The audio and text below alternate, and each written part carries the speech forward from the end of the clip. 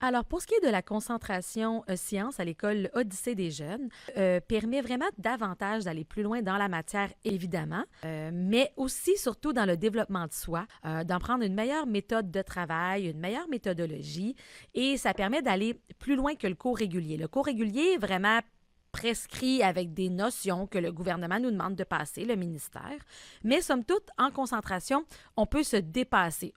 Les périodes en concentration, ce ne sont jamais vraiment les mêmes. Des fois, occasionnellement, on va partir toute la journée en découverte ou en sortie scolaire. Par exemple, on peut aller faire du rabasca et de l'initiation à la pêche à la rivière des Mille-Îles.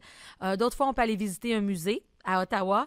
On peut aussi passer par la découverte de la géologie, donc toutes les fosses, puis la géologie de Montréal, donc avec une géologue qui se promène avec nous en ville. Occasionnellement, c'est en classe, donc on fait vraiment des découvertes à l'école. On fait venir des chercheurs, on fait venir des scientifiques pour nous parler de leur travail et on fait des laboratoires en lien avec justement ce que eux nous apprennent pour essayer d'aller plus loin. Donc, les projets sont jamais principalement les mêmes d'année en année.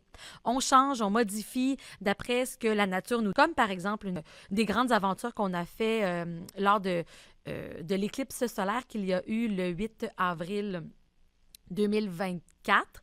On est allé au lac Mégantic, donc l'astrolabe de lac Mégantic, pour vivre ce moment-là. Donc, c'est sûr qu'une éclipse solaire, il n'y en a pas tous les ans. Donc, quand ça arrive, ben, on essaie de faire des activités en fonction de ce que la nature et l'environnement vont nous donner. Donc, un peu beaucoup de projets très différents d'année en année. On fait de la robotique, on utilise les ordinateurs occasionnellement. On va travailler avec des documents scientifiques. On va travailler avec des scientifiques. On va visiter l'UQAM, donc justement des laboratoires universitaires où on va faire des labos. On fait de l'ensemencement bactérien. Donc, on ensemence des bactéries. On voit où est-ce qu'il y en a le plus dans l'école.